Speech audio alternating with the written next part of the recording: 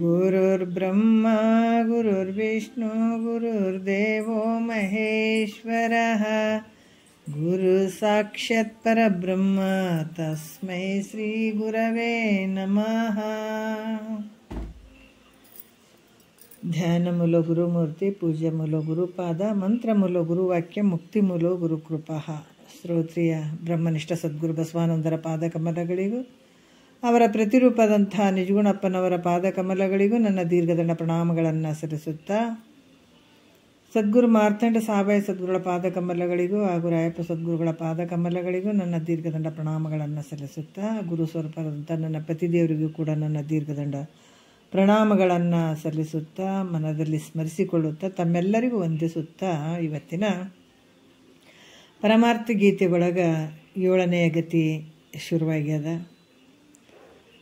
ಇದು ಹಿಂದೆ ಶಿಷ್ಯ ಪ್ರಶ್ನೆ ಮಾಡಿದ್ದ, ಇಂಥ ಪರಿಭವ ಇದು ಯಾವ ರೀತಿ ನಾನು ಕಳ್ಕೊಳ್ಬೇಕು, ಜನನ ಮರಣ ದುಃಖದಿಂದ ನಾನು ಬಿಡುಗಡೆ ಆಗಬೇಕು ಅನ್ನುವಂಥದ್ದು ನನಗೆ ಹೇಳ್ರಿ ಗುರುಗಳೇ ಅಂತ ಮೊದಲನೇ ಒಂದು ಸೂತ್ರದಲ್ಲೇ ಕೇಳ್ಕೊಂಡಿದ್ದಾನೆ. ಮೊದಲನೇ ಗತಿಯಲ್ಲಿ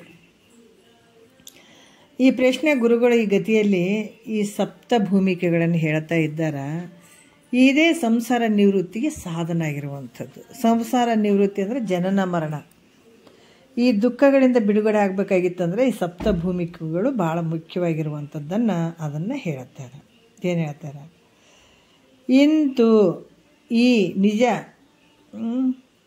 ಏನು ಹೇಳ್ತಾರೆ?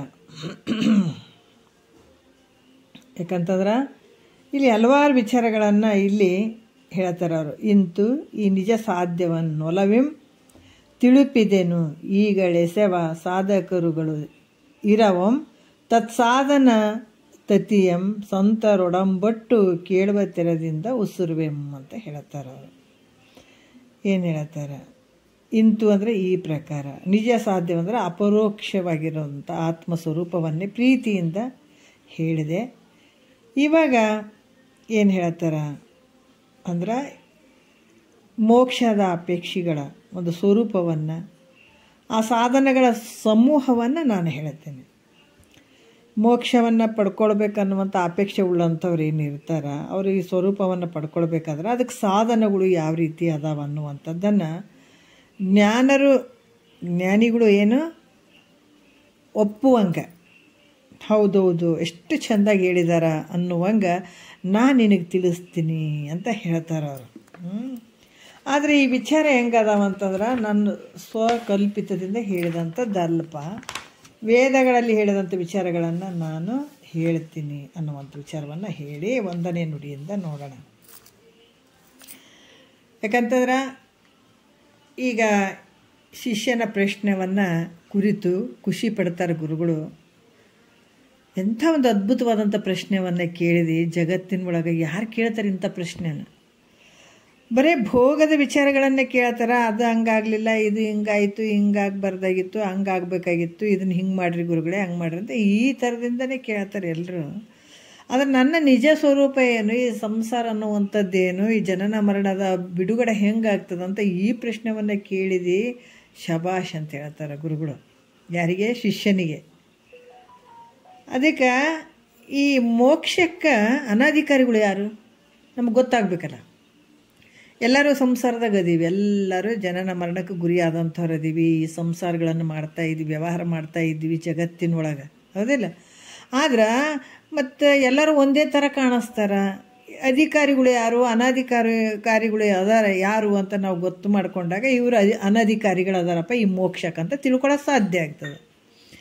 ಅದಕ್ಕೆ ಇಲ್ಲಿ ಗುರುಗಳು ಅನಾಧಿಕಾರಿಗಳು ಯಾರದಾರ, ಈ ಮೋಕ್ಷಕ್ಕೆ ಅಧಿಕಾರಿಗಳು ಇಲ್ಲದೆ ಇರುವಂಥವ್ರು ಯಾರಿದ್ದಾರೆ ಅನ್ನುವಂಥದ್ದು ನಾವು ತಿಳ್ಕೊಳ್ಬೇಕಾಗ್ತದೆ ಅನ್ನುವಂಥ ವಿಚಾರದಲ್ಲಿ 1ನೆಯ ನುಡಿಯಲ್ಲಿ ಹೇಳ್ತಾರೆ. ಏನು ಹೇಳ್ತಾರೆ?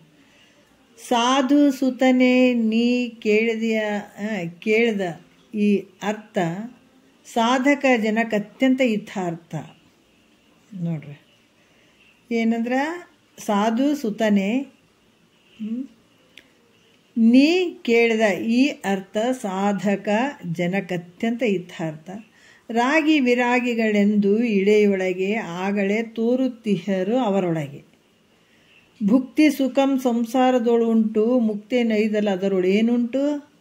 ಕಲ್ಮರ ನಂತಿರೆ ನಿದ್ರಿತನಂತೆ ಪಾಳ್ಮನೆಯೊಳಗಣ ಜೀವಿಗೆಯಂತೆ ಎನಗದು ಬೇಡಿಹ ಪರವೇ ಸಾಕು ಎನಗದರಿಂ ಸತ್ಕರ್ಮವೇ ಬೇಕು ಎಂದೆನ್ನುತ್ತಿರ್ಪರಿಲ್ಲ ರಾಗಿಗಳೆಲ್ಲ ಅಂದ ಭೂಮಿಗೆ ಯೋಗ್ಯರೇ ಅಲ್ಲ. ನೋಡ್ರಿ ಎಷ್ಟು ಅದ್ಭುತವಾಗಿ ಇದನ್ನು ನಾವು ಚೆನ್ನಾಗಿ ತಿಳ್ಕೊಳ್ಬೇಕು. ಅನಾಧಿಕಾರಿಗಳು ಯಾರದಾರಪ್ಪ? ಈ ಮುಮುಕ್ಷವನ್ನು ಇವುಗಳ ಮಧ್ಯೆ ಅನಾಧಿಕಾರಿಗಳು, ಈ ಮುಕ್ತಿಯನ್ನು ಪಡ್ಕೊಳ್ಳಿಕ್ಕೆ ಅನಾಧಿಕಾರಿಗಳು ಯಾರದಾರ ನಾವು ತಿಳ್ಕೊಳ್ಬೇಕಾಗ್ತದೆ. ಏನು ಹೇಳ್ತಾರೆ? ಸಾಧು ಅಂದರೆ, ಸಾಧು ಅಂತಂದ್ರೆ ನಾವು ಬೇರೆ ಲೆಕ್ಕದಾಗ ಕಾವಿ ಬಟ್ಟೆ ಹಾಕ್ಕೊಂಡು ಅವ ಸಾಧು ಅಂತ ಹೇಳ್ತೀವಿ, ಹೌದಲ್ಲ? ಅವರು ಅವ್ರು ಸಾದ್ರಿ, ಇವ್ರು ಸಾದ್ರಿ, ಮತ್ತು ಹಿಂಗೆಲ್ಲ ಮಾಮೂಲಿ ಲೆಕ್ಕದಾಗ ಅಂತೀವಿ. ಸಾಧು ಅಂತಂದ್ರೆ ಈಗ ಅರ್ಥ ಹೇಳ್ತಾರೆ ಇಲ್ಲಿ, ಸದ್ಗುಣಶಾಲಿ ಆದಂಥವರಿಗೆ ಸಾಧು ಅಂತಾರೆ. ಸದ್ಗುಣಗಳನ್ನು ಇರಬೇಕತ್ತಂತ, ಬರೀ ಸದ್ಗುಣಗಳು ಇರಬೇಕತ್ತದ. ಅಂಥ ಸದ್ಗುಣಶಾಲಿಯಾದಂಥ ಶಿಷ್ಯನೇ ಅಂದ್ರೆ ಏನು ಹೇಳ್ತಾರೆ? ಸುತಾನೆ. ಸುತಾನೆ ಅಂದರೆ ಮಗನೇ. ಮಗ ಅಂತಂದ್ರೆ ಮಕ್ಕಳೇನ್ರಿ ಅಂತ ಹಂಗಲ್ಲ, ಶಿಷ್ಯನಿಗೆ ಮಗ ಅಂತ ವರ್ಣನೆ ಮಾಡ್ತಾರೆ, ಹೇಳ್ತಾರೆ, ಬೋಧಿಸ್ತಾರೆ. ನೀನು ಕೇಳಿದ ಪ್ರಶ್ನೆ ಅಂದರೆ ನೀ ಮಾಡಿದಂಥ ಪ್ರಶ್ನೆ, ಈ ವಿಷಯ ಮುಮುಕ್ಷಿಗಳಿಗೆ ಭಾಳಷ್ಟು ಪ್ರಯೋಜನವಾಗಿರುವಂಥದ್ದು ಐತಿ ನೋಡಪ್ಪ. ನೀ ಕೇಳಿದಂಥ ಪ್ರಶ್ನೆ ಏನದ ಮುಮುಕ್ಷಿಗಳಿಗೆ ಬಹಳ ಒಂದು ಪ್ರಯೋಜನವಾದಂಥದ್ದು. ಯಾಕಂದ್ರೆ ಈ ಭೂಮಿ ಒಳಗೆ ನೋಡ್ರಿ, ಯಾಕಂತ ಇಲ್ಲಿ ಹೇಳ್ತಾರೆ, ಏನು ಹೇಳ್ತಾರೆ? ಈ ಭೂಮಿಗೆ ಯೋಗ್ಯನಾದಂಥ ಅಧಿಕಾರಿಯ ಲಕ್ಷಣವೇನಂತ ನೀನು ಕೇಳಿದಂಥ ಪ್ರಶ್ನೆ, ಇದು ಸಾಧಕರಿಗೆ ಬಹಳ ಹಿತಕರವಾದಂಥದ್ದು. ಇದು ಬಹಳ ಪ್ರಯೋಜನವುಳ್ಳಂಥದ್ದು ಈ ಪ್ರಶ್ನೆ. ಯಾಕಂತಂದ್ರೆ ಇಲ್ಲಿ ಗೊತ್ತಾಗ್ತದೆ ಅವರಿಗೆ ಸುಲಭದಿಂದ ಅಧಿಕಾರಿಯ ಲಕ್ಷಣಗಳನ್ನು. ಯಾಕೆ ಅನಧಿಕಾರಿ ಲಕ್ಷಣಗಳು ಯಾವುವು, ಅಧಿಕಾರಿಯ ಲಕ್ಷಣಗಳನ್ನು ಯಾವುವು, ಅನಧಿಕಾರಿ ವಿಚಾರಗಳನ್ನು ಬಿಟ್ಟು ಅಧಿಕಾರಿ ಲಕ್ಷಣಗಳನ್ನು ಸಾಧಿಸಿಕೊಳ್ಳಲಿಕ್ಕೆ ಭಾಳ ಅನುಕೂಲ ಆಗ್ತದೆ. ಯಾಕಂದ್ರೆ ಅದಕ್ಕೆ ಹೇಳೋದು ಇಲ್ಲಿ, ನಾವು ಏನೇ ಆಗಲಿ ನಾವು ಮಾಡುವಂಥ ಕೆಲಸ ಅದು ಒಳ್ಳೆಯದು ಕೆಟ್ಟದು, ನಾವು ಸದ್ಗುಣಗಳನ್ನು ಪ್ರಾಪ್ತಿ ಮಾಡ್ಕೊಳ್ಬೇಕು, ದುರ್ಗುಣಗಳನ್ನು ಬಿಡಬೇಕು. ಆದರೆ ಬಿಡಬೇಕಂದ್ರೂ ಕೂಡ ಅದಕ್ಕೆ ಬೇಕಲ್ಲ, ದಾರಿಗಳು ಬೇಕಾಗ್ತದೆ. ದುರ್ಗುಣಗಳನ್ನು ಬಿಡುವುದಕ್ಕೆ, ಸದ್ಗುಣಗಳನ್ನು ಪ್ರಾಪ್ತಿ ಮಾಡ್ಕೊಳ್ಳೋದಕ್ಕೆ ಕೂಡ ನಮಗೆ ದಾರಿ ಬೇಕಾಗ್ತವೆ. ಅದು ಸದ್ಗುರುನಾಥನೇ ಹೇಳ್ತಾನೆ ನೋಡ್ರಿ, ಎಷ್ಟು ಅದ್ಭುತವಾಗಿ ಹೇಳ್ತಾರೆ ಅವರು. ಯಾಕಂತಂದ್ರೆ ಭಾಳ ಸುಲಭದಿಂದ ನಾವು ಅಧಿಕಾರಿ ಲಕ್ಷಣಗಳನ್ನು ನಾವು ಸಾಧನೆ ಮಾಡಿಕೊಳ್ಳಿಕ್ಕೆ, ಅದು ಸಾಧಿಸಿಕೊಳ್ಳಿಕ್ಕೆ ಅನುಕೂಲ ಆಗ್ತದೆ. ಅದಕ್ಕೆ ನಾನು ಮೊದಲ ಈ ಅಧಿಕಾರಿಯ ಮೊದಲು ನಿನಗೆ ಯಾರ್ದು ಹೇಳ್ತೀನಿ ಅಂದರೆ ಅಧಿಕಾರಿಯ ಲಕ್ಷಣವನ್ನು ನಾನು ಹೇಳುವಂಥದ್ದು. ಹೇಗಂದ್ರೆ ಜಗತ್ತಿನೊಳಗೆ ನೋಡ್ರಿ ಯಾವ ರೀತಿ ಅಂತಂದ್ರೆ, ಜಗತ್ತಿನೊಳಗೆ ಬಹಳಷ್ಟು ಜನ ಅದಾರ, ಹೌದಿಲ್ಲ? ಎಲ್ಲ ಜನ ಅದಾರ. ಇಲ್ಲಿ ಇದ್ದಾರೆ ಅಂತಂದ್ರೂ ಕೂಡ ಈ ಜನರು ಭಾಳ ಜನ ಇದ್ದಾರಂದ್ರೂ ಕೂಡ ಆ ಸಮುದಾಯದಲ್ಲಿ ಎರಡು ಪ್ರಕಾರ ಜನರು ಅದಾರ.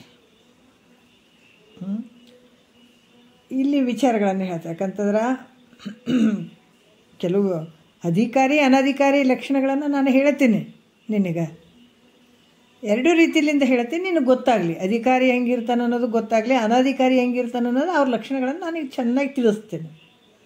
ಅದಕ್ಕೆ ಜನರು ಈ ಸಮುದಾಯದಲ್ಲಿ ಏನು ಮಾನವ ಶರೀರ ತೊಟ್ಕೊಂಡು ಬಂದಿದ್ದಾರಲ್ಲ, ಈ ಜಗತ್ತಿನೊಳಗೆ ಈ ಜನರು ಅದಾರಲ್ಲ, ಈ ಜನರ ಸಮುದಾಯದಲ್ಲಿ ಎರಡು ಪ್ರಕಾರದ ಜನರು ಅದಾರ. ಯಾರದಾರ? ಎರಡು ಪ್ರಕಾರದ ಜನರು ಅದಾರ. ಅವ್ರು ಯಾರಪ್ಪ ಅಂತಂದ್ರೆ, ಒಬ್ಬರು ರಾಗಿ ಅಂತಲೂ, ಇನ್ನೊಬ್ಬರು ವಿರಾಗಿ ಅಂತ.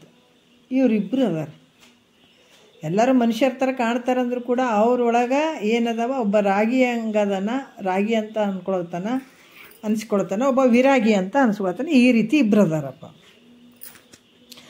ಇದಕ್ಕೆ ಮುಖ್ಯವಾಗಿ ಹೇಳ್ತಾರ, ಇವನೇ ರಾಗಿ ಅದಾನ, ಇವನೇ ವಿರಾಗಿ ಅದಾನ ಅಂತ ನಾವು ಹೆಂಗೆ ತಿಳಿದುಕೊಳ್ಬೇಕ್ರಿ? ಪ್ರಶ್ನೆ ಬರ್ತದಲ್ಲ.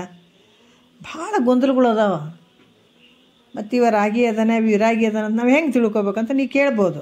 ಆದ್ರೆ ಇದೇನು ಭಾಳ ಆಶ್ಚರ್ಯನಲ್ಲ. ಅವರವರ ಭಾಷಣಗಳ ಮೇಲಿಂದಲೇ ಅಂದರೆ ಅವರವ್ರ ಮಾತುಗಳು, ಅವ್ರ ನಡತೆಗಳು, ಅವ್ರ ಭಾಷಣಗಳು ನಾವು ಅವ್ರನ್ನ ಕಂಡುಹಿಡ್ಲಿಕ್ಕೆ ಸಾಧ್ಯ. ಅದು ಭಾಳ ಸುಲಭ ಐತೆ ನೋಡಪ್ಪ. ಅವ್ರ ನಡೆ ನುಡಿ ಮಾತುಗಳಿಂದ, ಅವ್ರ ಭಾವನೆಗಳಿಂದ, ಅವ್ರ ಮನಸ್ಸಿನಿಂದ ಇಂಥವ್ರು ಅಧಿಕಾರಿ ಅದಾರ, ಇಂಥವ್ರು ಅನಧಿಕಾರಿ ಅದಾರ, ಇಂಥವ್ರು ರಾಗಿಗಳು ಅದಾರ, ಇಂಥವ್ರು ವಿರಾಗಿ ಅದಾರ ಅಂತ ಕಂಡುಹಿಡಿಯಕ್ಕೆ ಬರ್ತದೆ.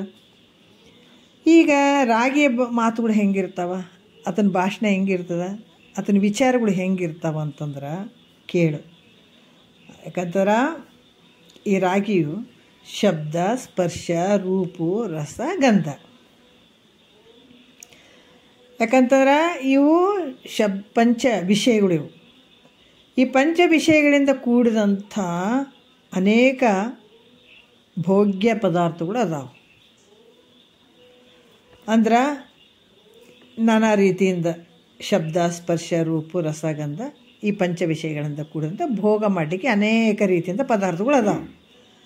ಅಂದ್ರೆ ಈ ನಾನಾ ತರಹದ ಪಕ್ವಾನ್ನಗಳು, ಮಧುರವಾದಂಥ ಪಕ್ವಾನ್ನಗಳು, ಮತ್ತು ರಂಭ ತಿಲೋತ್ತಮರಂತಿರುವ ಸುಂದರ ಸ್ತ್ರೀಯರು ಇದ್ದಾರೆ. ವಸ್ತ್ರ ಮತ್ತು ಈ ಭೂಷಣ, ಸಂಪತ್ತುಗಳು, ವಾಹನ, ಧನ, ಧಾನ್ಯಾದಿ ಇವುಗಳಿಂದ ನಮಗೆ ಈ ಸಂಸಾರದಲ್ಲಿ ಪ್ರತ್ಯಕ್ಷವಾಗಿ ಸುಖವಾಗ್ತದೆ ಅನ್ಕೊತಾರೆ ಇವರು. ಯಾಕಂತಂದ್ರೆ ಶಬ್ದ, ಸ್ಪರ್ಶ, ರೂಪಗಳಿಂದ ಕೂಡಿದಂಥ ಈ ಮಧುರ ಥರವಾದ ನಾನಾ ಪಕ್ವಾನ್ಗಳು ಅದಾವ. ಇಲ್ಲಿ ವಸ್ತ್ರ, ವಾಹನ ಎಲ್ಲ ಸಂಪತ್ತು ಐತಿ. ಇದರಿಂದ ಸಂಸಾರದಲ್ಲಿ ಪ್ರತ್ಯಕ್ಷವಾಗಿ ನಮಗೆ ಸುಖ ಆಗಕತ್ತದ ಈಗ. ಯಾಕಂತಂದ್ರೆ ಈ ವಿಷಯೇಂದ್ರಿಯಗಳ ಸಂಯೋಗದಿಂದ, ಅಂದರೆ ಈ ವಿಷಯೇಂದ್ರಿಯಗಳು ಅಂತಂದ್ರೆ ಶಬ್ದ, ಸ್ಪರ್ಶ, ರೂಪು, ರಸಗಂಧ ಜ್ಞಾನೇಂದ್ರಿಯಗಳ ಒಡಗೂಡಿ ಇಂದ್ರಿಯಗಳಿಂದ ಈ ವಿಷಯಗಳ ಸಂಯೋಗದಿಂದ, ವಿಷಯೇಂದ್ರಿಯಗಳ ಸಂಯೋಗದಿಂದ ಈ ಉತ್ಪನ್ನ ಆದಂಥ ಸುಖವನ್ನು ತ್ಯಾಗ ಮಾಡಿ ಮೋಕ್ಷವನ್ನು ಹೊಂದಿದ್ರಲ್ಲಿ ಇಷ್ಟು ಎದುರುಗಡೆನೇ ನಮ್ಗೆ ಇಂಥ ಭೋಗದ ವಸ್ತುಗಳು ಅದಾವ. ಇದನ್ನು ಸುಖ ಪಡಲಾರ್ದ ನಾವು ಇದನ್ನೆಲ್ಲ ಬಿಟ್ಬಿಟ್ಟು, ಇದನ್ನೆಲ್ಲ ತ್ಯಾಗ ಮಾಡಿಬಿಟ್ಟು, ಇಂಥ ಸುಖವನ್ನು ತ್ಯಾಗ ಮಾಡಿಬಿಟ್ಟು ಮೋಕ್ಷವನ್ನು ಹೊಂದಿದ್ರು. ಅದ್ರಾಗ ಏನೈತೆ ಮೋಕ್ಷದಾಗ? ನೋಡ್ರಿ, ಅವ್ರ ಮಾತುಗಳು ಹಿಂಗಿರ್ತಾವೆ. ಇದನ್ನು ನಮ್ಗೆ ದಿನ ಕುಂತು ಕೇಳ್ತೀವಿ. ಭಾಳ ಜನ ಅಂತಾರ, ದಿನ ಇದನ್ನೇ ಕೇಳ್ತೀರಲ್ರಿ, ಅದ್ರಾಗ ಏನೈತೆ ಅಂತಂದ್ರೆ ಕೇಳೋದು. ಯಾವಾಗೋ ಒಂದು ಸಲ ಪೂಜೆ ಪುರಸ್ಕಾರ ಮಾಡ್ತೀವಪ್ಪ, ದೇವಸ್ಥಾನಗಳಿಗೆ ಹೋಗ್ತೀವಿ, ತೀರ್ಥಯಾತ್ರೆಗೆ ಹೋಗ್ತೀವಿ, ಅಷ್ಟಾಗ ಬೇಕಾದಷ್ಟು ಆಗ್ತದಪ್ಪ. ದಿನ ಒಂದು ಟೈಮ್ ಕುಂತು ಕೇಳಿದ್ರೆ ಆಗ್ತದ. ಇದೆಲ್ಲರ ಹತ್ರನೂ ಇರ್ತಾರೆ, ಮನೆಗೂ ಇರ್ತಾರೆ, ಹೊರಗೂ ಇರ್ತಾರೆ, ಹಿಂಗೆ ಅನ್ನೋರು. ಅದಾದ ಬಿಟ್ಟು ಏನೋ ಒಂದು ಕೆಲಸ ನಿಮಿತ್ತ ಮಾಡಿಬಿಟ್ಟು ಇವತ್ತು ಈ ಕೆಲಸ ಇದೇ ಟೈಮಿಗೆ ಆಗ್ಬೇಕು ನೋಡ್ರಿ. ಯಾಕಂತಂದ್ರೆ ಅವ್ರಿಗೆ ಇಷ್ಟನೂ ಇರೋಂಗಿಲ್ಲ. ಏನು ದಿನ ಏನು ಕೇಳ್ಬೇಕು ಹೇಳ್ರಿ, ಅದ್ರಾಗ ಏನೈತೆ ಅಂತಾರೆ. ಈ ರೀತಿ ಇದ್ರಾಗ ಏನಾಗ್ತದೆ ಅಂತಂದ್ರೆ ವಿಷಯೇಂದ್ರಿಯಗಳ ಸಂಯೋಗದಿಂದ ಉತ್ಪನ್ನವಾಗಿರುವಂಥ ಸುಖ ಏನು ಇರ್ತದೆ ಅದನ್ನು ತ್ಯಾಗ ಮಾಡಿ ಮೋಕ್ಷ ಹೊಂದಿದ್ರೆ ಅದರಲ್ಲಿ ಏನಾದ ಹೇಳ್ರಿ? ಏನೂ ಇಲ್ಲ. ಯಾಕಂತಂದ್ರೆ ಈ ಮೋಕ್ಷ ಕಣ್ಣಿಗೆ ಕಾಣ್ತದ, ನಮಗೆ ಸುಖ ಕೊಡ್ತದ, ಅಥವಾ ಮನಸ್ಸು ವಾಣಿಗಳಿಗೆ ಏನದ ಅತೀತವಾಗಿರುವಂಥದ್ದು ಐತಿದು. ನಾವು ಶಬ್ದ, ಸ್ಪರ್ಶ, ರೂಪು, ರಸಗಂಧ ಶಬ್ದ ಈಗ ಚಂದ ಕೇಳಿ ಆನಂದ ಪಡ್ತೀವಿ. ಹೌದು, ಈಗ ಕುಂತು ಕಣ್ಣು ತುಂಬ ಟಿ ವಿ ನೋಡ್ತೀವಿ. ಹೌದಾ, ಟಿ ವಿ ನೋಡ್ತೀವಿ, ಸೀರಿಯಲ್ಗಳು ಇರ್ತಾವೆ, ಏನೋ ಒಂಥರ ಖುಷಿ ಆಗ್ತದಪ್ಪ, ನಮಗೆ ವಿಷಯಗಳು ಗೊತ್ತಾಗ್ತದ. ಸಂಸಾರ ಮಾಡೋಕೆ ಇವ್ರು ಹಿಂಗೆ ಮಾಡಿದ್ರು ಅಂತ ಅದ್ರಾಗ ಒಳ್ಳೇದನ್ನು ಹೇಳ್ತಾರೆ, ಜಗಳ ಹಚ್ಚೋದನ್ನು ಹೇಳ್ತಾರೆ. ಅದ್ರಾಗ ಮನ್ಯಾಗ ಅಲ್ಲೋಲ ಕಲ್ಲೋಲ ಆಗ್ಬೇಕು. ಅದ್ರಾಗ ಮನ್ಯಾಗ ಗಂಟಗೆ ಹಂಗೆ ಮಾಡೋದು, ಹೆಣ್ತಿಗೆ ಹಿಂಗೆ ಮಾಡೋದು, ಅತ್ತಿ ಹಿಂಗೆ ಮಾಡಿದ್ರು ಅನ್ನೋದು, ಮಾವ ಹಿಂಗೆ ಮಾಡಿದ್ದು ಅನ್ನೋದು, ಇದನ್ನೆಲ್ಲ ತೋರಿಸಿ ಮನ್ಯಾಗ ಗದ್ದಲಿಕ್ಕಿಡೋ ಅಂತ ಸೀರಿಯಲ್ಗಳಿಗೆ ಜಗಳನೇ ಹಚ್ಬೇಕು ಮನ್ಯಾಗ. ಅಂಥ ಸೀರಿಯಲ್ಗಳು ಕಣ್ಣಿನಿಂದ ನೋಡ್ತೀವಪ್ಪ, ಕಿವಿಲಿಂದ ಕೇಳ್ತೀವಿ, ಅದು ಸಂಸಾರ ಮಾಡೋಕೆ ಅಳವಡಿಸ್ಕೊಳ್ತೀವಿ, ಅದರಿಂದ ಸುಖ ಆಗ್ತದೆ. ಒಂದು ಹಾಡುಗಳು ಕೇಳ್ತೀವಿ, ಅದರಿಂದ ಸುಖ ಆಗ್ತದೆ. ಚಂದ ತಿಂತೀವಿ, ಮುಂಜಾನೆ ಸಂಜೆ ತನಕ ಇದ್ರಾಗ ಅಡಿಗೆ ಚಂದ, ಇದ್ರಾಗ ಇದು ಮಾಡಿದ್ರೆ ಚಂದ, ಇದು ಮಾಡಿದ್ರೆ ಚಂದ ಅಂತ ಪಕ್ವಾನ್ನಗಳನ್ನು ಮಾಡಿಕೊಂಡು ತಿಂದ್ರೆ ಅದ್ರಾಗ ಸುಖ ಐತೆ. ಆದ್ರೆ ಈ ಮೋಕ್ಷ ಅನ್ನುವಂಥದ್ದು ಎದ್ರಾಗ ಸುಖ ಕೊಡ್ತದೆ ಹೇಳ್ರಿ? ಅದು ಶಬ್ದಾದಿಗಳಂತ ನಮಗೇನಾದ್ರೂ ಗೋಚರ ಆಗ್ತದನ? ಇಲ್ಲಲ್ಲ. ಅದು ತ್ರಿಪುಟಿಗಳಿಗೆ ವಿಲಕ್ಷಣವಾದದ್ದು. ಯಾವ ಮೂರು ಗುಣಗಳಿಗೂ ನಿಲುಕದೇ ಇರುವಂಥದ್ದು, ಮೂರು ಶರೀರಗಳಿಗೂ ನಿಲುಕದೇ ಇರುವಂಥದ್ದು, ಜಾಗ್ರ ಸ್ವಪ್ನಗಳಿಗೂ ನಿಲುಕದೇ ಇರುವಂಥದ್ದು. ಯಾಕಂತಂದ್ರೆ ಇಂತಹ ಮುಕ್ತಿ ಒಂದು ವೇಳೆ ಇದ್ದಾಗಾದರೂ ಕೂಡ ಅದರಿಂದ ನಮಗೇನು ಉಪಯೋಗ ಆಗಲಿಲ್ಲ, ಆದದ್ದಲ್ಲ, ನಮಗೇನು ಉಪಯೋಗ ಆದದ್ದಲ್ಲ. ಇಂಥ ಮೋಕ್ಷ ಆದಂತ ಅಂದರೂ ಕೂಡ ಇದರಿಂದ ನಮಗೇನು ಉಪಯೋಗ ಆದದ್ದಲ್ಲ. ಅದು ಹೆಂಗದ ಅಂತಂದ್ರೆ ಈಗ ನಾವು ಕಣ್ಣಿಲ್ಲ ನೋಡಿದ್ರೆ ತೃಪ್ತಿ ಪಡ್ತೀವಿ, ಕಿವಿಲೆ ಕೇಳಿದ್ರೆ ನಾವು ಖುಷಿ ಪಡ್ತೀವಿ. ಇದೆಲ್ಲ ನಮ್ಗೆ ಡೈರೆಕ್ಟ್ ಸುಖ ಕೊಡುವಂಥವದ. ಇದು ಏನೇ ಇಲ್ಲ, ಇದು ಕಣ್ಣಿಗೂ ಗೋಚರ ಆಗಂಗಿಲ್ಲ, ಮನಸ್ಸಿಗೂ ಅರ್ಥ ಆಗಂಗಿಲ್ಲ. ಮಾತು ಮನಗಳಿಂದ ಹತ್ತತ್ತ ಮೀರಿದ, ಎಲ್ಲದಕ್ಕೂ ಮೀರಿದಂಥದ್ದಾದಂಥದ. ಆದ್ರೆ ಅದರಿಂದ ನಮಗೇನು ಉಪಯೋಗ ಅದ? ಹೆಂಗಂದ್ರೆ ಕಲ್ಲು ಮರ ನಿದ್ರೆ ಮಾಡುವ ಪುರುಷ ಹೆಂಗಿರ್ತಾನೆ ಹಂಗೆ. ಈ ಮತ್ತು ಹಾಳು ಮನೆಯೊಳಗಿನ ದೀವಿಗೆ, ಹಾಳು ಮನೆಯೊಳಗೆ ದೀಪ ಇಟ್ಟರೆ ಅದರಿಂದ ಏನು ಪ್ರಯೋಜನ ಅದು ಹೇಳ್ರಿ? ಏನು ಪ್ರಯೋಜನ ಇಲ್ಲಲ್ಲ. ಈ ದೃಷ್ಟಾಂತಗಳಂತೆ ಮುಕ್ತಿ ಪಡ್ಕೊಂಡ್ರೆ ಅದು ವೇಸ್ಟ್, ಅಂದ್ರೆ ಅದು ನಿಷ್ಪ್ರಯೋಜಕವಾಗಿರುವಂಥದ್ದು. ಅದಕ್ಕೆ ಅದರಿಂದ ಏನು ಉಪಯೋಗ ಅದು ನಮಗೆ? ಮುಕ್ತಿ ಅನ್ನುವಂಥದ್ದು ಎಲ್ಲವನ್ನು ಬಿಡ್ಬೇಕಾಗ್ತದೆ, ಹೌದಲ್ಲ? ಯಾಕಂದ್ರೆ ಸಂಸಾರ ಏನು ಮಾಡ್ತಾರಲ್ಲ ಕಮ್ಮಗೆ, ಅವ್ರ ವಿರುದ್ಧ ಹೋದಂಗೆ ಆಗ್ತದೆ. ಭಾಳ ವಿರೋಧ ಆಗಿಬಿಡ್ತಾವೆ ಕೆಲವು ಸಲ, ಅವ್ರು ಮಾಡೋಂಥದಕ್ಕೆ ಇವ್ರು ಮಾಡೋಂಥದಕ್ಕೆ. ಹಾಗಾಗಿ ಇದರಿಂದ ನಮಗೇನು ಸಂತೋಷ ಐತಿ, ಏನು ಆನಂದ ಐತಿ ಇದ್ರಾಗ? ಈ ಮುಕ್ತಿ ಅನ್ನುವಂಥದ್ದು ನಿಷ್ಪ್ರಯೋಜನವಾಗಿರುವಂಥದ್ದು. ಕಲ್ಲು ಮರಗಳಂತೆ ನಿಪ್ತಿ ಶೂನ್ಯವಾಗಿ ಜಡಪ್ರಾಯವಾಗಿರುವುದೇ ಮುಕ್ತಿ ಅಂತ ಶಂಕೆ ಮಾಡಿ. ಯಾಕಂದ್ರೆ ಇದು ಕೂಡ ಕಲ್ಲು ಮರಗಳಂಗದ, ಜಡದಿಂದ ಕೂಡ್ಯದ. ಅದಕ್ಕೆ ಜಡಪ್ರಾಯವಾಗಿರುವಂಥದ್ದು ಇಂಥ ಮುಕ್ತಿ ಅಂತನ್ನುವಂಥದ್ದನ್ನು ಅಲ್ಲಿ ಶಂಕೆ ಮಾಡಿದಾಗ ಅದಕ್ಕೆ ಸಿದ್ಧಾಂತಿಗಳು ಹೇಳ್ತಾರೆ. ಇದನ್ನೆಲ್ಲ ಯಾರು ಹೇಳ್ತಾರೆ? ಈ ರೀತಿ ಹೇಳುವಂಥ ರಾಗಿಗಳು. ಅದಕ್ಕೆ ಸಿದ್ಧಾಂತಿಗಳು ಹೇಳ್ತಾರೆ ಹಂಗಲ್ಪ. ಯಾಕಂತಂದ್ರೆ ನೀನು ಚಂದ ತಿಳ್ಕೊಂಡಿದ್ದಿಲ್ಲ. ಆದ್ರೆ ಈ ಮೋಕ್ಷ ಆಗೋದ್ರಿಂದ ಏನಾಗ್ತದಂದ್ರೆ ಅತ್ಯಂತ ದುಃಖ ನಿವೃತ್ತಿ, ಪರಮಾನಂದದ ಪ್ರಾಪ್ತಿ ರೂಪ ಚೈತನ್ಯ ಸ್ವರೂಪವೇ ಮೋಕ್ಷ ಐತೆ. ಅಲ್ಲಿ ಅತ್ಯಂತ ಅಂದ್ರೆ ಭಾಳಷ್ಟು ದುಃಖ, ಅದು ಅತ್ಯಂತವಾಗಿರುವಂಥದ್ದು. ಇದು ಅತ್ಯಂತ ದುಃಖ ನಿವೃತ್ತಿ ಮಾಡುವಂಥದ್ದು ಮತ್ತು ಪರಮಾನಂದದ ಸ್ಥಿತಿ ಆಗುವಂಥದ್ದು. ಪರಮಾನಂದ ಪ್ರಾಪ್ತಿ ರೂಪವಾದಂತಹ ಚೈತನ್ಯ ಸ್ವರೂಪ ಅದು ಮೋಕ್ಷ ಐತೆ ನೋಡ್ರಿ. ಇದು ಚೈತನ್ಯ ಸ್ವರೂಪವೇ ಮೋಕ್ಷ ಆಗ್ತಂತ ಹೇಳಿದಾಗ ಆವಾಗ ಎದುರುಗಡೆ ಇದ್ದತ್ರಾಗಿ ಏನು ಹೇಳತ್ತಾನ, ಹಾಗಾದರೆ ಆ ಮೋಕ್ಷವು ನಿದ್ರೆ ಮಾಡುವಂಥ ಚೇತನ ಪುರುಷನಂತಿದ್ದಂಗೆ ಆಯ್ತಲ್ಲ. ಆ ಮೋಕ್ಷ ಹೆಂಗದ? ನಿದ್ರೆ ಮಾಡಕತ್ತಾನ, ಅಲ್ಲಿ ಏನೊಂದು ಇಂದ್ರಿಯಗಳಿಲ್ಲ, ವ್ಯವಹಾರ ಇಲ್ಲ, ಏನಿಲ್ಲ. ಮತ್ತು ಈ ಮೋಕ್ಷ ಆದರೂ ಕೂಡ ನಿದ್ರೆ ಮಾಡುವಂಥ ಚೇತನ ಪುರುಷನಂಗೆ ಇದ್ದಂಗೆ ಆದಿದು. ಯಾಕಂತಂದ್ರೆ ಈ ಪುರುಷ ನಿದ್ರೆಯಲ್ಲಿ ಸುಖರೂಪನೂ ಚೇತನನೂ ಇದ್ದಾನಂದ್ರೂ ಕೂಡ ವಿಷಯವನ್ನು ಇಂದ್ರಿಯಗಳಿಂದ ಅನುಭವಿಸ್ಲಿಕ್ಕೆ ಬರೋಂಗಿಲ್ಲ. ಅದು ಹೆಂಗದನ? ಸುಖರೂಪ ನಿದ್ರೆಯಲ್ಲಿ ಸುಖರೂಪ ಇರ್ಬೋದು, ಆ ಚೇತನನು ಇದ್ದಾನ, ಇಲ್ಲ ಅಂತಿಲ್ಲ. ವಿಷಯವನ್ನು ಇಂದ್ರಿಯಗಳೇನು ಅನುಭವಿಸ್ತವೆ, ಕಿವಿ ಕೇಳುವಂಥದ್ದು, ನಾಲಿಗೆ ರುಚಿ ನೋಡುವಂಥದ್ದು, ಸ್ಪರ್ಶ ಮಾಡುವಂಥದ್ದು, ಇವನ್ನು ಕಣ್ಣು ನೋಡುವಂಥದ್ದು, ಮೂಗು ವಾಸನೆ ನೋಡುವಂಥದ್ದು, ಈ ರೀತಿ ಅನುಭವಿಸ್ಲಿಕ್ಕೆ ಬರಂಗಿಲ್ಲ ಅದು. ಯಾಕೆ? ಅಲ್ಲಿ ಇಂದ್ರಿಯಗಳು ಇಲ್ಲ. ನಿದ್ರೆಯಲ್ಲಿ ಬಾಲಕನು ಉಂಡಂತೆ, ನಿದ್ರೆಯಲ್ಲಿ ಬಾಲಕ ಉಂಡನಂದ್ರೆ ಅದಕ್ಕೇನೋ ಸ್ವಾದ ಗೊತ್ತಾಗ್ತದ, ಉಣ್ತೀನಿ ಅನ್ನಂಗೆ ಇರ್ತದ? ಏನಿಲ್ಲ. ಅದೇ ರೀತಿ ಕೂಡ ಪುರುಷನು ನಿದ್ರೆಯಲ್ಲಿ ಅಜ್ಞಾತ ಸುಖವನ್ನು ಅನುಭವಿಸಿದಂತೆ. ಈ ಹುಡುಗ ಮನೆಗಿರ್ತದೆ, ನಿದ್ದೆ ಎತ್ತಿರ್ತದೆ, ಬಾಯಾಗ ಅನ್ನ ಇಟ್ಟರೆ ಚಪ್ಪರಿಸ್ತಿರ್ತದೆ, ಆದ್ರೆ ಆ ರುಚಿನೂ ಗೊತ್ತಿಲ್ಲ, ಉಣ್ತೀನಿ ಅನ್ನೋದು ಗೊತ್ತಿಲ್ಲ, ಏನೂ ಇಲ್ಲ. ಅದ್ರಂಗೆ ಇಲ್ಲಿ ಕೂಡ ನಿದ್ರೆಯಲ್ಲಿ ಬಾಲಕ ಉಂಡಂಗ ಪುರುಷ ನಿದ್ರೆಯಲ್ಲಿ ಅಜ್ಞಾತ ಸುಖವನ್ನು ಅನುಭವಿಸಿದಂತೆ ಇರುವ ಈ ಮುಕ್ತಿ ನನಗೆ ಬೇಡ ಅಂತನತ್ತ. ಇದ್ರಾಗ ಏನೈತೆ ಅಂತ? ಸುಖ ಐತೆ ಅದ್ರಾಗ. ಅದಕ್ಕಿಂತ ತೊಗೊಂಡು ನಾನೇನು ಮಾಡಲಪ್ಪ, ನಮಗೆ ಇಂದ್ರಿಯಗಳಿಂದ ಸುಖ ಆಗಬೇಕು ಅಂತ ಈತ ಹೇಳ್ತಾನೆ. ಈ ರೀತಿ ಅಂದಾಗ ಸಿದ್ಧಾಂತಿ ಹೇಳ್ತಾನೆ, ಆಗ ಅಲ್ಪ ಯಾವ ಸುಖವು ಇಂದ್ರಿಯಗಳಿಗೆ ವಿಷಯ ಆಗ್ತದ ಆ ಸುಖವು ಯಾವಾಗಲೂ ಇರ್ತದಂತ ತಿಳ್ಕೊಂಡು ಏನು ಇಲ್ಲಲ್ಲ, ಯಾವಾಗಲೂ ಇರ್ತದೆ ಅನ್ನೋದು. ಇಂದ್ರಿಯಗಳಿಂದ ಆದಂಥ ಸುಖ ನಿತ್ಯವಾದದ್ದು ಆದೇನೋ ಇಲ್ಲ. ಇಂದ್ರಿಯಗಳಿಂದ ಆದಂಥ ಸುಖ ನಿತ್ಯವಾದದ್ದಲ್ಲ. ಹೆಂಗದ? ಅನಿತ್ಯವಾಗಿ ಅದದು, ಸ್ವಲ್ಪ ತೋರಿ ಅಡಗ್ತದ. ಯಾಕಂತಂದ್ರೆ ಕಿವಿ ಶಬ್ದ ಕೇಳಿ ಖುಷಿ ಪಡ್ತದೆ ಎಷ್ಟೊತ್ತು, ಸ್ವಲ್ಪ ಹೊತ್ತು, ಮತ್ತು ಅದು ಬಿಡ್ತದೆ. ರೂಪ ನೋಡ್ತದ, ಅದರ ಸುಖ ಐತೇನಂತದ, ಅದು ನಿತ್ಯ ಅದನು, ಅದು ಬಿಡ್ತದೆ. ರುಚಿ ಸತ್ಯ ಅಂತ ತಿನ್ನೋಕೆ ಹೋಗ್ತದ, ಅದು ನಿತ್ಯ ಅದನ್ನು, ಅದು ರುಚಿ ಆನಂದ ಸುಖ ಅದನ್ನು ಮಿಥ್ಯ ಅದ. ಸ್ಪರ್ಶ ಮಾಡ್ತದ, ಅದು ಸುಖ ಐತೇನು, ಅದೂ ಸುಖ ಅಲ್ಲ. ಬ್ಯಾಸಿಗೆ ಬಂದ್ರೆ ಮಳೆಗಾಲ ಅಂತದ, ಮಳೆಗಾಲ ಅಂದ್ರೆ ಚಳಿಗಾಲ ಅಂತದ. ಒಂದು ಕರ ಇದು ತೃಪ್ತಿ ಪಡ್ತದಾನೆ, ಇದಕ್ಕೂ ತೃಪ್ತಿ ಪಡುವಂಥದ್ದಲ್ಲ. ಗಂಧ ಅದು ವಾಸನೆ ನೋಡುವಂಥದ್ದು ಕೂಡ ಹಾಗೆ ಎಷ್ಟೊತ್ತು, ಸ್ವಲ್ಪ ಸಮಯ. ಅದಕ್ಕೆ ಈ ರೀತಿಯಾಗಿ ಏನು ಹೇಳ್ತಾರೆ, ಯಾವ ಇಂದ್ರಿಯ ಸುಖ ವಿಷಯ ಆಗ್ತದೋ ಆ ಸುಖ ನಿತ್ಯ ಆದದ್ದಂಥದ್ದಲ್ಲ. ಅದು ಹೆಂಗದ? ಅನಿತ್ಯವಾಗ್ಯದ.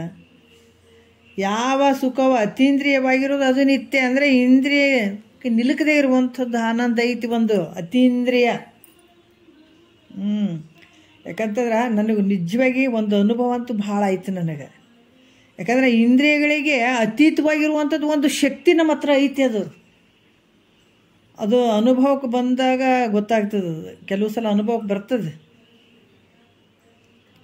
ಯಾಕೆ ಕೆಲವು ವಿಚಾರದಾಗ ನಾನು ಹೇಳಿದ್ದೇನೆ. ಯಾಕಂತಂದ್ರೆ ನಮ್ಗೆ ಯಾವಾಗ ಇಂದ್ರಿಯಗಳ ವ್ಯಾಪ್ತಿಯಲ್ಲಿ ಇದ್ದಂಥದ್ದು ಅಲ್ಲಿ ಸುಖ ಅನ್ನಿಸ್ತದೆ, ದುಃಖ ಅನ್ನಿಸ್ತದೆ. ಆದರೆ ಅತೀತವಾಗಿರುವಂಥದ್ದು ಸುಖನೂ ಇಲ್ಲ, ದುಃಖನೂ ಇಲ್ಲ ಅಲ್ಲಿ, ಆ ಅನುಭವ. ಯಾಕಂದ್ರೆ ಇದು ಒಂದು ವಿಚಾರ ನಾನು ಹೇಳಿದ್ದೀನಿ, ಮುಂಚೆ ಆದರೂ ಹೇಳಿದ್ದೀನಿ. ಹೆಂಗಂದ್ರೆ ಬೆಂಗಳೂರಾಗ ಹಾಸ್ಪಿಟ್ಲ್ದಾಗ ಮಗಳದ್ದು ಡೆಲಿವರಿ ಆದಾಗ ನನಗೆ ಒಂದು ಮೆಟ್ಲು ಹತ್ತಕ್ಕಾಗ್ತಿರ್ಲಿಲ್ಲ, ಅಷ್ಟು ಬ್ಯಾಕ್ ಪೇನು, ಕಾಲು ಹಿಂಗೆ ಹೆಜ್ಜೆ ಆಗ್ತಿರ್ಲಿಲ್ಲ, ನನಗೆ ಆಗ್ತಿರ್ಲಿಲ್ಲ. ಅನಿವಾರ್ಯ, ಕರೋನಾ ಸಂದರ್ಭ ನನಗೆ ಅನಿವಾರ್ಯ ಹೋಗಲೇಬಿತ್ತು. ಒಬ್ಬರನ್ನೇ ಬಿಡ್ತೀವಿ ಅಂದ್ರೆ ಒಳಗಡೆ ಇದರಲ್ಲಿ ವಾರ್ಡ್ಗಳಲ್ಲಿ. ಆಯಿತು, ಏನು ಮಾಡೋದಂತ ನಾನೇ ಹೋದೆ. ಮೆಟ್ಲು ಹತ್ತಿ ಮೇಲ್ಗಡೆ ಹೋಗಬೇಕು. ಅದು ಲಿಫ್ಟನ್ನು ಸರಿ ಇರಲಿಲ್ಲ, ಅದು ನಾನು ಮೆಟ್ಲು ಹತ್ಕೊಂಡೆ ಹೋದ್ರಾಯ್ತು ಅಂತ ಒಂದೊಂದು ಹೆಜ್ಜೆ ಫುಲ್ಲು ನೋವು, ನನಗೆ ಫುಲ್ ಕಾಲು ನೋವು. ಏನು ಮಾಡೋದು, ಅನಿವಾರ್ಯ ಹೋಗಲೇಬೇಕಾಗಿತ್ತು. ಮ್ಯಾಲಿನ ಅಂತಸ್ತಾಗ ಹಾಕಿದ್ದು, ಅಲ್ಲೇ ಇದ್ದಳಕಿ ನನ್ನ ಮಗಳು. ಅಲ್ಲಿಗೆ ಹೋಗ್ಬೇಕಾಗ್ಯದ. ನಾನು ಒಂದು ಮೆಟ್ಲು ಹತ್ಕೊಂತ ಹಿಂಗೆ ಒಂದೊಂದು ಮೆಟ್ಲು ಹತ್ತಿ ಹೋದೆ ಮೇಲ್ಗಡೆ. ಹೋಗಿ ಕೂತ್ಕೊಂಡೆ. ಸುಮ್ಮನೆ ನಾನು ಕಾನ್ಸಂಟ್ರೇಷನ್ ಮಾಡಿಕೊಂಡು ನೋವಾಯ್ತಲ್ಲಪ್ಪ ಹೆಂಗೆ ಮಾಡೋದು ಅಂತ ಹಿಂಗೆ ಕಣ್ಣು ಮುಚ್ಕೊಂಡು ಸ್ವಲ್ಪ ಮೆಡಿಟೇಷನ್ ಥರ ಮಾಡ್ಕೊಂತ ಕೂತ್ಕೊಂಡೆ. ಅದೇ ಗಮನ ಇಟ್ಕೊಂಡು ಸ್ವಲ್ಪ ಶ್ಲೋಕ ಇಂಥವೆಲ್ಲ ಸ್ವಲ್ಪ ಭಗವಂತನ ಸ್ಮರಣೆ ಮಾಡ್ಕೊಂಡು ಸುಮ್ಮನೆ ಕೂತ್ಕೊಂಡಿದ್ದೆ. ಅಂತ ನೋವಾಯ್ತಲ್ಲ ನನಗೆ, ಹೆಂಗೆ ಮಾಡೋದು ಇದೇ ಅನ್ಕೊಂಡು ಕೂತ್ಕೊಂಡೆ. ತುಂಬ ನೋವಿತ್ತು. ಆವಾಗ ಈಗಿಂದು ಡೆಲಿವರಿ ಸಂದರ್ಭದಾಗ ಆಕಿನ ಕರ್ಕೊಂಡು ಹೋಗಿ ನಂತರ ಇಮ್ಮಿಡಿಯೇಟ್ಲಿ ಒಬ್ಬ ಸಿಸ್ಟ್ರ್ ಬಂದಳು, ಓಡಿ ಬಂದಳು. ಎಷ್ಟು ನೋವಂದ್ರೆ ನನಗೆ ಹೆಜ್ಜಿಡಕ್ಕೆ ಬರ್ತಾಯಿಲ್ಲ, ಅಷ್ಟು ನೋವಿನ ಮಧ್ಯೆ ಆಕೆ ಓಡಿ ಬಂದು, ಯಾಕೋ ನಿಮ್ಗೆ ಇಮ್ಮಿಡಿಯೇಟ್ಲಿ ಡಾಕ್ಟ್ರ್ ಕರಿತಾ ಇದ್ದಾರ ಅಂತಂದರು. ನನ್ನ ತಲೆಗೆ ಏನಾಯಿತು, ಏನು ಹಿಂಗೆ ಇಮ್ಮಿಡಿಯೇಟ್ಲಿ ಆಕೆ ಇಷ್ಟು ಫಾಸ್ಟಾಗಿ ಬಂದು ಕರಿತಾ ಇದ್ದಾಳಂದ್ರೆ ಏನಾರ ಸೀರಿಯಸ್ ಆದಂತ ಹೇಳಿದ್ರ ಅಥವಾ ಏನು ಹೇಳ್ತಾರೆ ಇವರು, ಏನಾಗಿಬಿಡ್ತು ಮಗಳಿಗೆ ಅಂತ ನನಗೆ ಒಂಥರ ಗಾಬರಿ ಆಗಿಬಿಡ್ತು. ನನಗೆ ಗೊತ್ತಿರದೇನೆ ಫುಲ್ ಗಾಬರಿ ಆಗಿಬಿಟ್ಟೆ. ಬಟ್ ಹೆಂಗೆ ಇಳಿದೆ ನನಗೆ ಗೊತ್ತಿಲ್ಲ. ಪಟ ಮೆಟ್ಲು ಇಳಿದೀನಿ, ಪಟ ಮೆಟ್ಲು ಹತ್ತಿದ್ದೀನಿ, ಎಲ್ಲ ಕಡೆ ಓಡಾಡಿದ್ದೀನಿ. ಬಟ್ ಆ ನೋವು ಅನ್ನೋದೇ ಇಲ್ಲ ನನಗೆ. ಆಮೇಲೆ ನನಗೆ ಅರಿವಿಲ್ದಂಗೆ 2-3 ಸಲ ಹತ್ತಿದ್ದೀನಿ, 2-3 ಸಲ ಇಳಿದಿದ್ದೀನಿ. ಮತ್ತು ಆಮೇಲೆ ಆಕಿನ ತಂದು ವಾರ್ಡಿಗೆ ಹಾಕಿಲ್ಲ, ಮಗು ಚೆನ್ನಾಗಿದೆ, ಗಂಡು ಮಗು ಐತೆ ಅಂತೆಲ್ಲ ಅವ್ರು ನೀಟಾಗಿ ಹೇಳಿದ್ರು ನನಗೆ. ನೀವು ನೋಡೋಕ್ಕೆ ಕರೆದಿದ್ದೀವಿ ಅಷ್ಟೇ, ಮಗುನ ನೋಡೋಕ್ಕೆ ಕರೆದಿದ್ದೀವಿ ಅಷ್ಟೇ ಅಂದರು.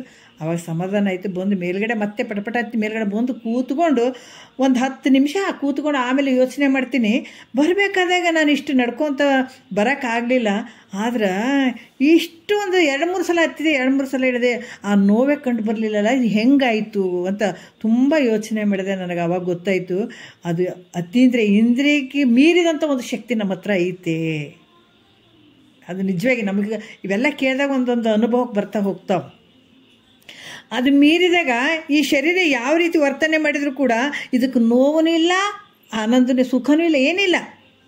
ಅದು ಇಂದ್ರಿಯಕ್ಕೆ ಒಳಪಟ್ಟಾಗ ಮಾತ್ರ ಸುಖ ದುಃಖ ಅನ್ನಿಸ್ತದೆ. ಇಂದ್ರಿಯ ಅತೀತವಾಗಿರುವಂಥ ಒಂದು ವಸ್ತು ಐತಲ್ಲ, ಆ ವಸ್ತು ಅಲ್ಲಿ ಸುಖನೂ ಅನಿಸಲ್ಲ, ದುಃಖನೂ ಅನ್ಸಂಗಿಲ್ಲ, ಏನೊಂದು ಅನ್ಸಲ್ಲ ನೋಡ್ರಿ. ಆ ಒಂದು ಶಕ್ತಿ ಐತೆ ಮನುಷ್ಯನ ಬಳಿ, ಎಲ್ಲರ ಹತ್ರನೂ ಐತೆ ಅದು. ಒಬ್ಬರ ಬಲ್ಲೆ ಅಂತಲ್ಲ, ಆ ಶಕ್ತಿ ಐತೆ. ಅದಕ್ಕೆ ಇಲ್ಲಿ ಕೂಡ ಹೇಳ್ತಾರವರು, ಈ ಸಿದ್ಧಾಂತ ಹೇಳ್ತಾನೆ ಅಲ್ಪ, ಇದು ಅತೀಂದ್ರಿಯ, ಯಾವ ಸುಖವು ಅತೀಂದ್ರಿಯ ಆಗಿರ್ತದೋ ಅಂದರೆ ಇಂದ್ರಿಯಗಳ ಅತೀತವಾಗಿರುವಂಥದ್ದು ಯಾವುದದ ಆ ಸುಖ ಅದಲ್ಲ, ಅದೇ ನಿತ್ಯವಾಗಿರುವಂಥದ್ದು ಅಂತ ಹೇಳ್ತಾರೆ ಅವರು. ಅದೇ ನಿತ್ಯವಾಗಿರುವಂಥದ್ದು ಅಂತ ಅತೀಂದ್ರಿಯ ಸುಖವೇ ಮೋಕ್ಷ. ನೋಡ್ರಿ, ಎಲ್ಲವನ್ನ ಮೀರಿ ಹೋಗುವಂಥದ್ದು ಅದು. ಯಾವುದಕ್ಕೆ ಒಳಪಡುವಂಥದ್ದಲ್ಲ. ಈ 3 ಶರೀರಕ್ಕೆ, ಇಂದ್ರಿಯಗಳಿಗೆ, ಇವೆಲ್ಲ ಏನದಾವ, ಇವು ಯಾವಕ್ಕೂ ಜ್ಞಾನೇಂದ್ರಿಯಗಳು, ಕರ್ಮೇಂದ್ರಿಯಗಳು, ಇವು ಯಾವಕ್ಕೂ ನಿಲುಕದೇ ಇರುವಂಥದ್ದು ಶಕ್ತಿ ಐತಲ್ಲ, ಅದು ಆ ಸುಖವೇ ಮೋಕ್ಷ ಅಂತ ಹೇಳಿಸ್ಕೊಳ್ತದೆ ನೋಡು ಅಂತ ಹೇಳ್ತಾರೆ ಮಹಾತ್ಮರು.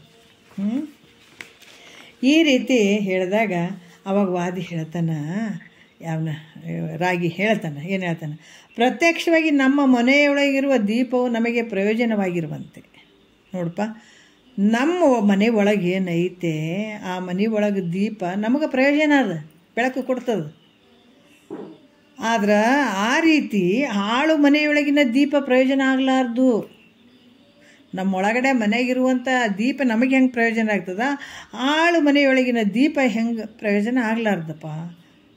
ಅದೇ ರೀತಿ ಕೂಡ ಇಂದ್ರಿಯಗಳಿಂದ ವೇದ್ಯವಾದಂಥ ಸುಖ ನಮಗೆ ಪ್ರಯೋಜನವಾದಂತೆ.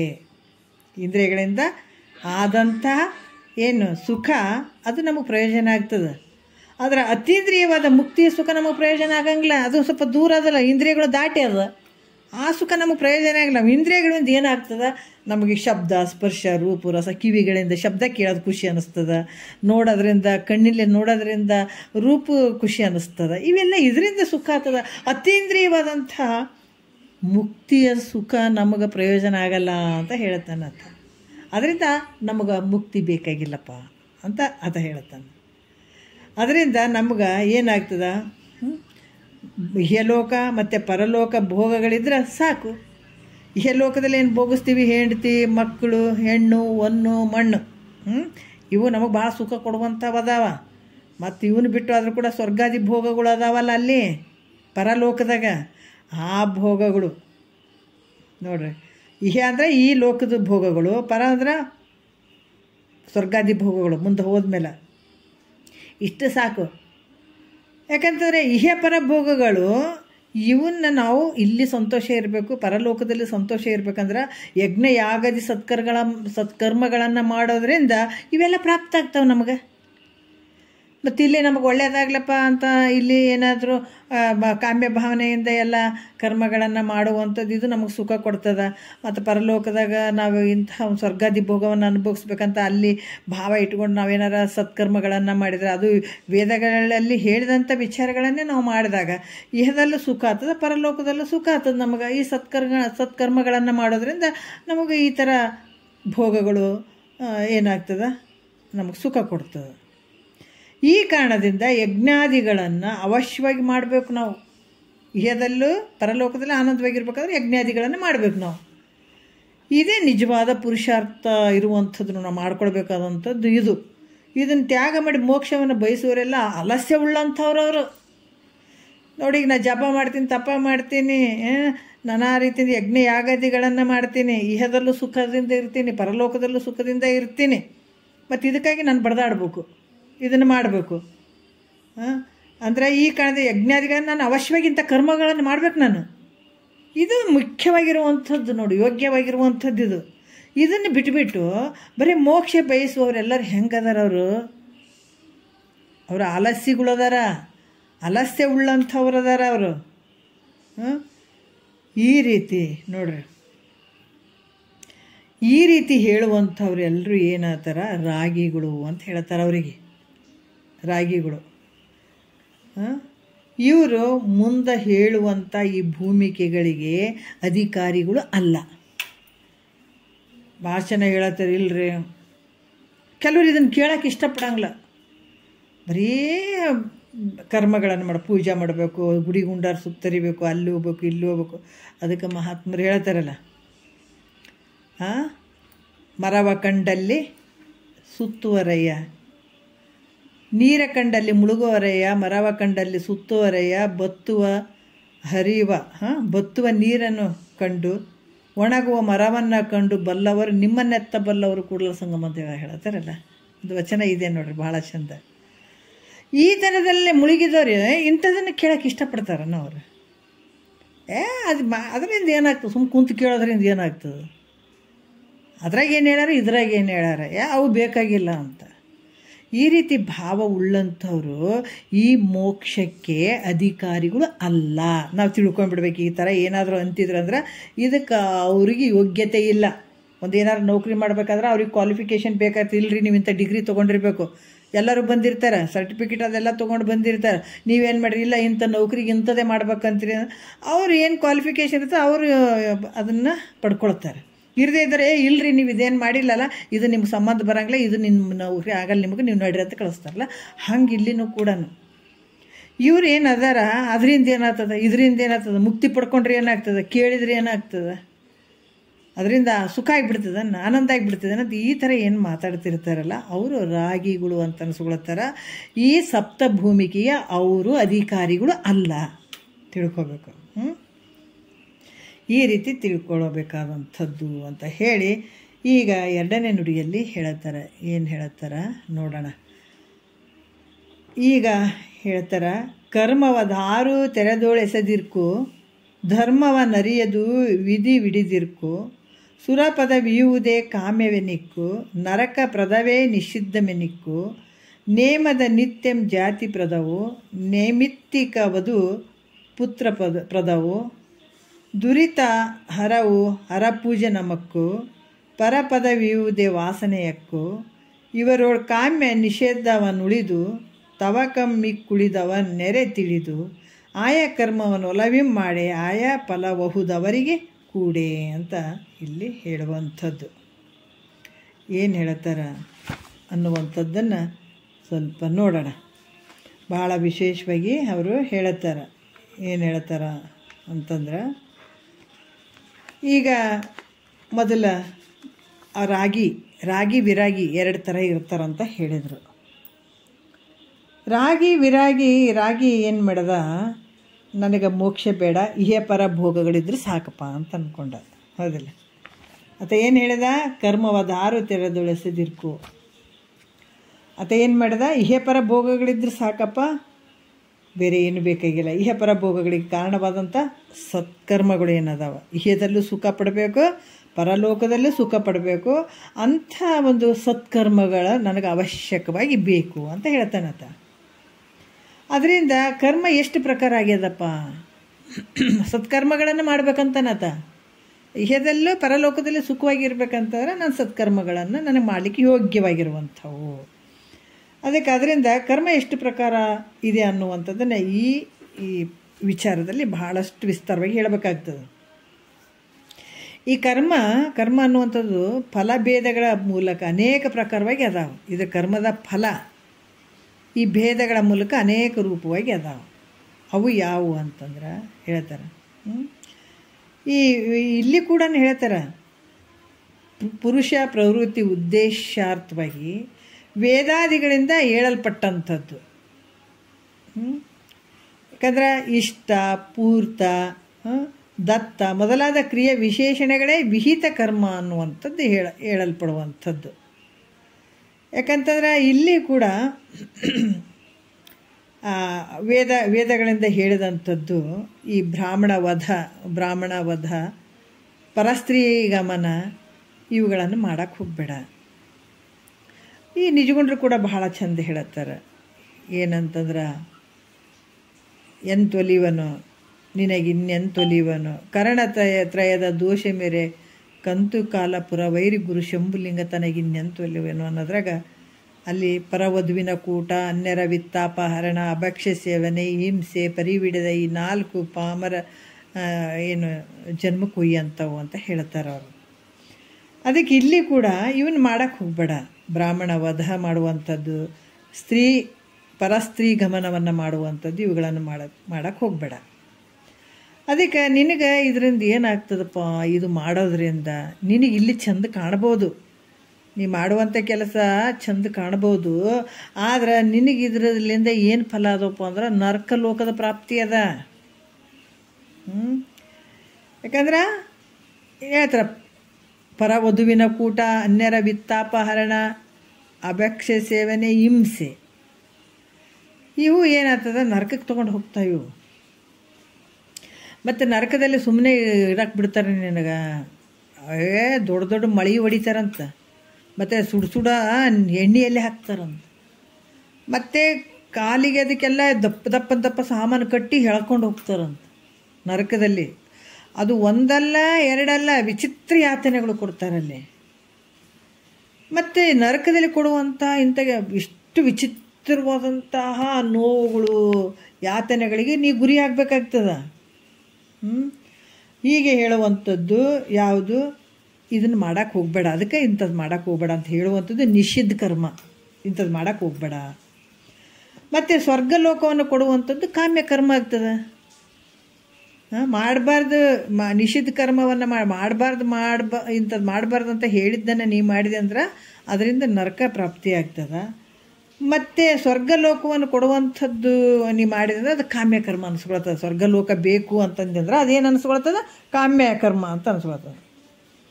ಅಂಥ ಕರ್ಮಗಳು, ಸ್ವರ್ಗಾದಿ ಭೋಗಗಳು ನನಗೆ ಬೇಕು ಅಂತ ಮಾಡುವಂಥ ಕರ್ಮಗಳು ಯಾವಂದ್ರೆ ಯಜ್ಞ ಯಾಗಾದಿಗಳು ಇರ್ತಾವೆ.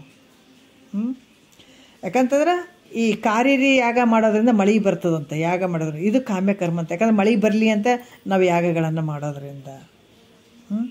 ಇದೇನಾಗ್ತದ ಅಂತಂದ್ರೆ ಯಜ್ಞಾದಿಗಳನ್ನು ಮಾಡೋದ್ರಿಂದ. ಯಾಕಂದ್ರೆ ಇದು ಯಾವ ರೀತಿ ಅಂದ್ರೆ ಈ ಕಾರಿರಿ ಅನ್ನುವಂಥ ಯಾಗ ಮಾಡೋದ್ರಿಂದ ಮಳೆ ಬರ್ತದಂತ, ಇದಕ್ಕೆ ಕಾಮ್ಯ ಕರ್ಮ ಅಂತ ಹೇಳಿಸ್ಕೊಳ್ತದೆ. ಈ ರೀತಿಯಾಗಿ ಈಗ ಅನೇಕ ರೀತಿಯಿಂದ ಯಾವುದು ನಿಯಮವಾಗಿ ಸ್ನಾನ ಮಾಡುವಂಥದ್ದು, ಸಂಧ್ಯಾ ವಂದನಾದಿ ಕರ್ಮಗಳನ್ನು, ನಿತ್ಯ ಕರ್ಮಗಳನ್ನು ಮಾಡುವಂಥದ್ದು. ಮತ್ತು ಏನಂತಂದ್ರೆ ಪುತ್ರ ಫಲವನ್ನು ಉಂಟು ಮಾಡುವಂಥದ್ದು ನೈಮಿತ್ತಿಕ ಕರ್ಮ, ಇದು ಒಂದು. ಮತ್ತು ಯಾವುದಾದ್ರೂ ಒಂದು ನಿಮಿತ್ತವಾಗಿ ನಿತ್ಯ ನೈಮಿತ್ತಿಕ, ಮತ್ತು ಯಾವುದೋ ಒಂದು ನಿಮಿತ್ತವಾಗಿ ಅಮಾವಾಸ್ಯೆ ಹುಣ್ಣಿಮೆ ದಾನ ಮಾಡುವಂಥದ್ದು, ಶ್ರಾದ್ದಾದಿಗಳು ನೈಮಿತ್ತಿಕವಾಗಿರ್ತವೆ. ಯಾಕಂದರೆ ಯಾವಾಗೋ ಒಂದೊಂದು ಸಲ ಮಾಡುವಂಥದ್ದು, ಇದು ನೈಮಿತ್ತಿಕ ಕರ್ಮ ಅಂತ ಅನಿಸ್ಕೊಳ್ತದೆ. ಮತ್ತು ಸಾಧಾರಣವಾಗಿ ಪಾಪ ಮಾಡಿದ್ದು ಮನಸ್ಸಿನಲ್ಲಿ ಕೊರಿತಾ ಇತ್ತು, ಹೆಂಗೆ ಮಾಡೋದಪ್ಪ, ಇದು ನನ್ನಿಂದ ಘಟಿಸಿ ಹೋಯ್ತಲ್ಲ ಇಂಥ ಪಾಪ ಅನ್ನುವಂಥ ಭಾವ ಏನಾದರೂ ಇತ್ತು ಅಂತಂದಾಗ ಅಲ್ಲಿ ಅದರ ನಿವೃತ್ತಿ ಸಲುವಾಗಿ ಈಶ್ವರ ಪೂಜೆ, ಗಂಗಾ ಸ್ನಾನ ಮೊದಲಾದ ಕರ್ಮಗಳು ಅದಾವೆ ಈ ಪಾಪವನ್ನು ನಿವೃತ್ತಿ ಮಾಡ್ಕೊಳ್ಳೋದಕ್ಕೆ. ಈ ಕರ್ಮಕ್ಕೆ ಪ್ರಾಯಶ್ಚಿತ್ ಕರ್ಮ ಅಂತ ಹೇಳ್ತಾರೆ 4. ಯಾಕಂದರೆ ನಿತ್ಯ ನೈಮಿತ್ತಿಕ, ಮತ್ತು ಯಾಕಂದರೆ ಇಲ್ಲಿ ಕೂಡ ಯಾವ ರೀತಿ ಹೇಳ್ತಾರೆ, ನೈಮಿತ್ತಿಕ ಕರ್ಮ ಅನ್ನುವಂಥದ್ದು ನಿಮ್ಮ ಯಾವುದೋ ಒಂದು ನಿಮಿತ್ತದಿಂದ ಮಾಡುವಂಥ ಪ್ರಾಯಶ್ಚಿತ್ ಕರ್ಮ, ಈ ರೀತಿ ಮಾಡುವಂಥದ್ದು. ನಿತ್ಯ ಕರ್ಮ, ಕಾಮ್ಯ ಕರ್ಮ, ನೈಮಿತ್ತಿಕ ಕರ್ಮ, ಮತ್ತು ಏನು ಅಂತಂದ್ರೆ ಪ್ರಾಯಶ್ಚಿತ್ ಕರ್ಮ ಅನ್ನುವಂಥದ್ದು. ಈ ರೀತಿಯಾಗಿ ಇಲ್ಲಿ ಯಾವ ರೀತಿ ಅಂತಂದ್ರೆ ನಿನಗಿದು ಕೂಡ ಏನಾಗ್ತದೆ, ಈ ಕರ್ಮಗಳನ್ನು ಮಾಡೋದ್ರಿಂದ ನಿನ್ನ ಪಾಪ ಒಂದು ಪ್ರಾಯಶ್ಚಿತ್ ಕರ್ಮ ಅಂತ ಕೂಡ ಇದಕ್ಕೆ ಹೇಳ್ತಾರೆ. ಪ್ರಾಯಶ್ಚಿತ್ ಮಾಡ್ಕೊಳ್ಳುವಂಥದ್ದು ಮಾಡಿದಂಥ ಪಾಪಕ್ಕೆ. ಆದ್ರೆ ಇವು ಸ್ವರ್ಗವನ್ನು ಕೊಡುವಂಥದ್ದು ಇದು ಯಜ್ಞ ಅಲ್ಲ. ಸ್ವರ್ಗವನ್ನು ಕೊಡುವಂಥದ್ದು ಯಜ್ಞ ಅಲ್ಲ. ಯಾಕಂದರೆ ಯಜ್ಞ ಮಾಡ್ತಿರ್ಬೇಕಾದಾಗ ಇವೆಲ್ಲ ಏನಾಗ್ತಾವ, ಯಜ್ಞವನ್ನು ನಷ್ಟ ಆಗಿ ಹೋಗ್ತಾವೆ.